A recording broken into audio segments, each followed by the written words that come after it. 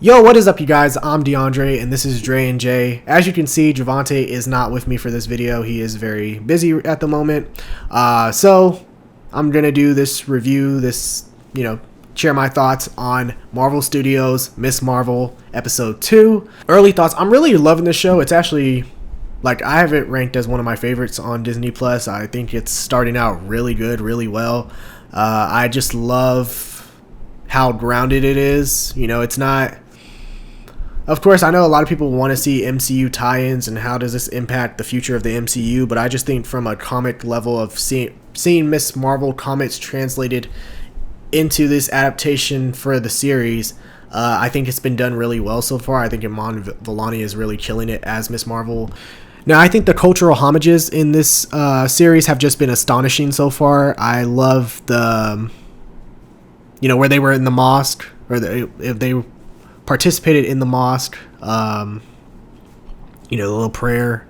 I think that was nice to see. I loved the little dialogue that Kamala and her friend had in the restroom, where they talked about the hijab and what it meant to her and why she wears it. I think that was really impactful, really well said. I think a lot of shows or movies that depict these characters and tries to explain it haven't done it as well as I've seen in Ms. Marvel. So, props to them for that. I feel like for these specific people that are watching the show that can connect with this character and, be a part of it and see themselves in this character. I think it's really amazing. I think that's what they should go for, especially with someone like this. One thing I'm really glad about in this episode is that they explained her power in that it comes from her, which means that maybe she's an inhuman. It unlocked her inhuman trait, inhuman gene. So I think that's big, because I would have hated had it just been the bangle. That's what it's called. Had that been the source of her power, because it just would have been. It would have really made fans compare her to Green Lantern now, especially with seeing the cosmic, the hands and everything, and what she's able to do with it.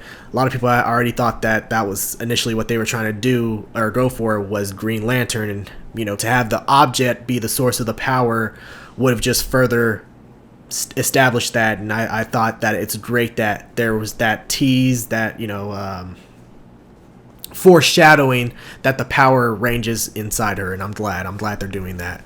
And it just makes it more special for the character in general, rather than what she has or what she's wearing. Although, her costume there's a lot of cultural pieces in her costume, and I get that, but at the same time, anybody could wear it, and then it just loses that effect, that touch, rather than it resonating within her. Seeing her train with her new powers, I really enjoyed that scene as well, because it kind of gave me Shazam vibes. Zachary Levi Shazam, and just the little training montage, her testing out her powers, what she can, what she can't do, what she's still trying to do. I thought that was nice as well. Now, this show hasn't really established a clear villain yet. I mean, we do have the FBI that's a presence. Now, the same agent, the guy, he's the same one from Spider-Man No Way Home. So I wonder what his motivation is. I wonder if that whole FBI, if maybe they're secretly Skrulls. Because how else do they know that Nick Fury is off-world? Unless they had to be Skrulls, right? So that's like a guess that I'm making with it. And also because it could tie into the new Captain Marvel movie as well. Now, I don't really see why the FBI is jumping the gun and trying to bring in Kamala, just because of how heroes have been treated in their world. They're praised as heroes. So that's another reason why I think that they're secretly either Skrulls, or they just have they have a very dark agenda, or sinister agenda. So that's something that I'm guessing as of right now. All in all, I'm really liking the storytelling. I'm loving the characters, loving the cultural references as well. So far, I think this show has been amazing. I think it's probably, it deserves to be regarded and rated as one of the best MCU shows right now. I think it's doing an amazing job.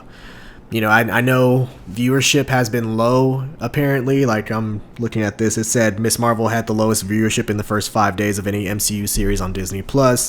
However, it reportedly has a higher rate of younger viewers in Black, Hispanic, and Asian households than other MCU shows. And I think something that, you know, the last part that I just said, I think that's the most important thing you have to take away from it. And I think that shows, and most corporations need to take that approach in the future, is not how it relates regarding money or viewership, but as far as exactly what the show, its intended target, and whether or not it's actually reaching that target and having a positive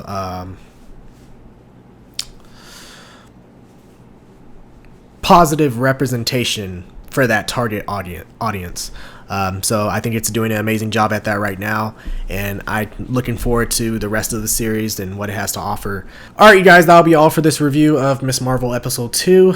Let me know your thoughts on the episode down below in the comment section, and if you enjoyed this review / discussion, be sure to like, share, and subscribe.